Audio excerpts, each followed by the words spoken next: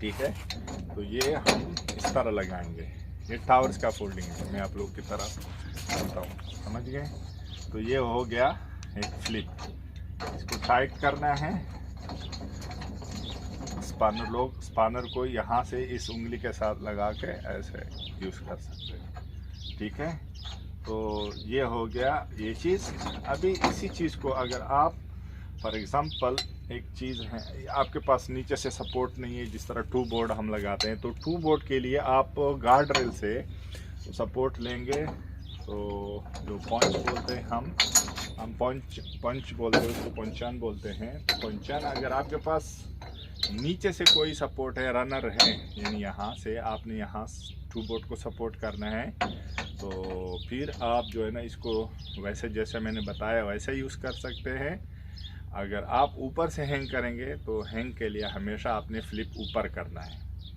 तो ये हो गया डबल कपलर। टाइम ज़्यादा नहीं लेते, कुछ लोग बोलते हैं टाइम आप कम लेते हैं, कुछ लोग बोलते हैं ज़्यादा लेते हैं, और यही मसला है कि फिर हम जो है ना बीच में कंफ्यूज हो जाते हैं। तो ये हो गया स्वाइवल हमेशा ये स्वाइवल है, ये सेम डबल की तरफ है, कद की तरह है, लेकिन इसका काम है ब्रेस लगाना या कोई चीज़ मूविंग के लिए लगाना है, तो ये यूज़ कर सकते हैं। तो ये अगर आप ब्रेस वहाँ से स्टार्ट करेंगे तो इसका भी फ्लिप जो है ना, देखें फ्लिप जो है ना हमेशा जिधर से आपने स्टार्ट किया फ्लिप आपका उधर होना चाहिए। दोनों नट बोल्ट जो है ना, नट बोल्ट फिर उसके अगेंस्ट होना चाहिए, यानी कि उधर से आ रहा है, इधर से आ रहा है, सॉरी गलत साइड लगा दी।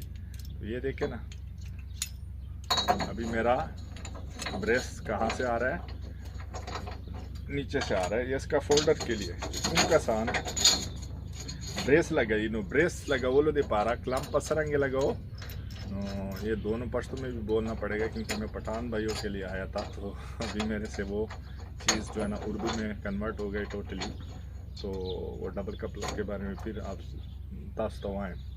तो ये देखें ना, ये अभी आपने उधर से लगाया, तो ये आपका जो बोल्ट है ये आपका बाहर होना चाहिए, उसका भी उधर बाहर होना चाहिए। नीचे वाला जो होगा, नीचे वाला उसका भी फ्लिप, ये फ्लिप अंदर हो गया, वो पोस्ट है, वो पोस्ट का फ्लिप भी, ये क्लैंप का फ्लिप भी इधर हमारी तरफ होगा, यानी नट बोल्ट बाहर होगा, उनका भी नट बोल्ट बाहर। इस पोस्ट का, इस पोस्ट से जो नट बोल्ट है पोस्ट वाला उसका देख लें, ये भी बाहर होना चाहिए। ये भी ऐसा नहीं होना चाहिए, ये भी ऐसा नहीं होना चाहिए, क्योंकि आप नीचे से एक पाइप को पकड़ा रहे हैं, ठीक है। मतलब देखें ये ऐसे आ रहा है, ठीक है, तो ये ऐसे आ रहा है, तो ऐसा होना चाहिए। ये फ्लिप नीचे होना चाहिए, ये फ्लिप अंदर वाला होना चाहिए। वहाँ नीचे जो आपका क्लैंप होगा उसका फ्लिप अंदर होना चाहिए, नट बोल्ट बाहर होना चाहिए। तो ये एक डिसीजन, ये एक तरह का लग गया, ये भी करेक्ट है। अगर ऐसा लगा दिया तो गलत है, ये अगर फ्लिप ऊपर हो गया, नट बोल्ट नीचे हैं, तो गलत है। अगर आपने ये नट बोल्ट अंदर किया और उसका सेम बाहर किया तो भी गलत है, ठीक है। तो इसका दूसरा ऑप्शन जो मेरे उस्ताद ने, जुल्फ़कार भाई ने मुझे समझाया था, इसका एक और तरीक़ाकार भी है। ये नट बोल्ट आप दो किस्म के लगा सकते हैं। अगर ये नट बोल्ट आपने फ्लिप को अंदर कर दिया, बाहर कर दिया और बोल्ट को अंदर किया, तो वो वाला भी फ्लिप अंदर करके फ्लिप बाहर करके नट बोल्ट अंदर होना चाहिए। ये नट बोल्ट, वो नट बोल्ट आमने सामने होना चाहिए। ये फ्लिप और ये फ्लिप अंदर आमने सामने होना चाहिए, समझ गए। फ्लिप टू फ्लिप यानी कि जो ये चीज़ है ना, ये जो पोस्ट के साथ लगा हुआ क्लैंप का जो फ्लिप है, या तो फ्लिप टू फ्लिप होना चाहिए, उसका फ्लिप इधर होना चाहिए, इधर फ्लिप, यानी कि दोनों का फ्लिप बराबर होना चाहिए।